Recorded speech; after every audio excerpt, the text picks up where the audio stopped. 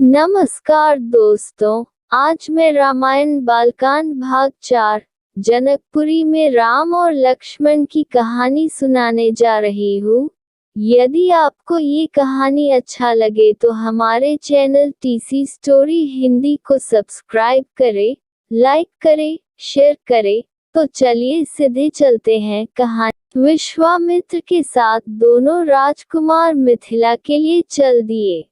सिद्धाश्रम के अनेक अन्य ऋषि भी साथ में थे।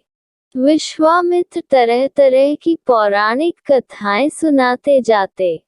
नए स्थानों और वनों में श्री राम उनसे पूछते और मुनि बड़े प्रेम से उनकी कथा बताते। सोन नदी को पाकर वे सब एक बड़े सुंदर प्रदेश में पहुंचे। वहां बड़े सुहावन वन थे। श्री राम ने उस देश के बारे में मुनि से पूछा। विश्वामित्र ने बताया कि यह मेरा ही देश है।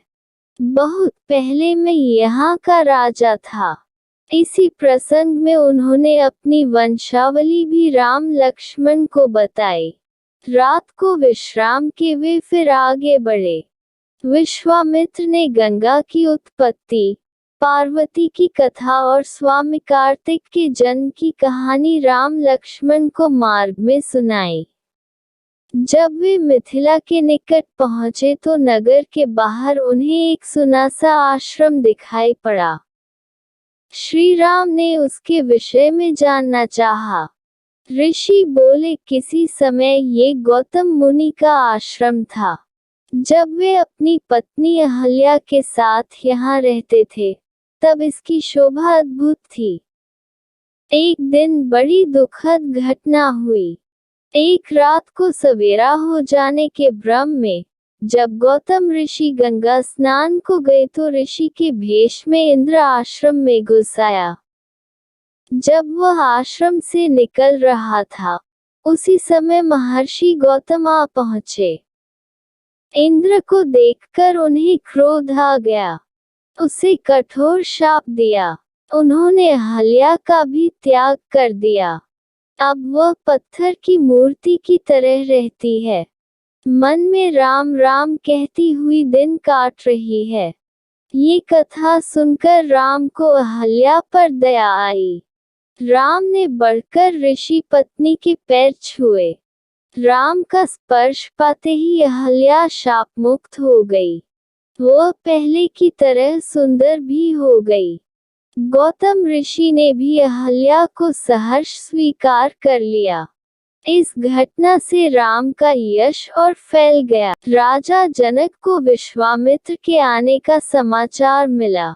वे शतानन तथा अन्य ऋषियों को लेकर स्वागत करने के लिए नगर के बाहर आए।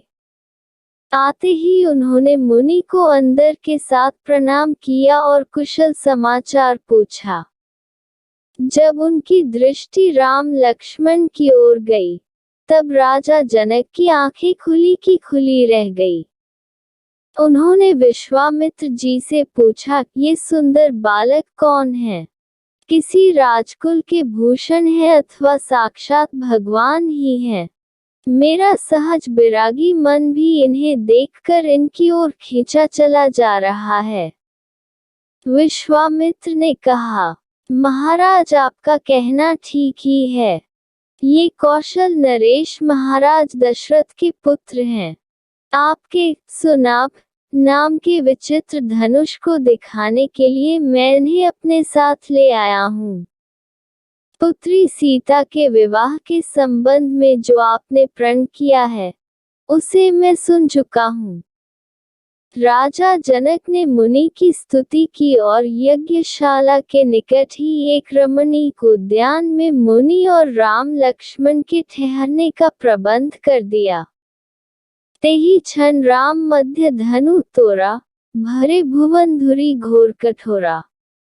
अगले दिन गुरु विश्वामित्र के साथ राम लक्ष्मण यज्ञशाला में गए। राजा ने उन्हें एक ऊंचे आसन पर बैठाया। विश्वामित्र ऋषि ने जब फिर धनुष की बात छेड़ी तब जनक ने सेवकों को बुलाकर धनुष ले आने की आज्ञा दी। ये धनुष लोहे के 8 पहियों वाले एक बड़े संदृक में रखा था।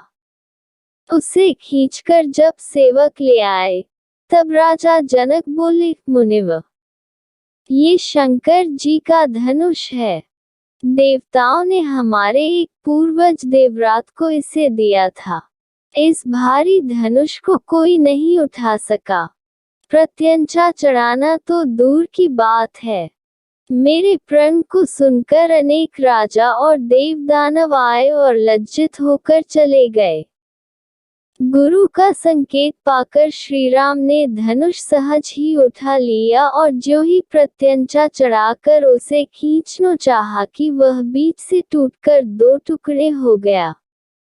वज्रपात जैसा भयंकर शब्द हुआ और पृथ्वी कांपने लगी। धनुष टूटते ही राजा जनक के हर्ष का ठिकाना न रहा। राम के सौंदर्य और बलविक्रम को देखकर वे बोले, मुनिव, आपकी कृपा से मुझे अपनी प्यारी बेटी के लिए मनचाहा वर मिल गया। अगर आपकी अनुमति मिल जाए तो मैं महाराज दशरथ के पास संदेश भेजकर बारात ले आने का निमंत्रण भेज दूं। विश्वामित्र बोले, अब क्या पूछना?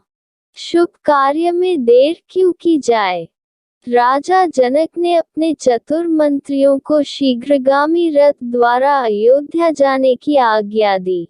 अगला भाग की कहानी सुनने के लिए हमारे चैनल टीसी स्टोरी हिंदी को सब्सक्राइब करें। धन्यवाद।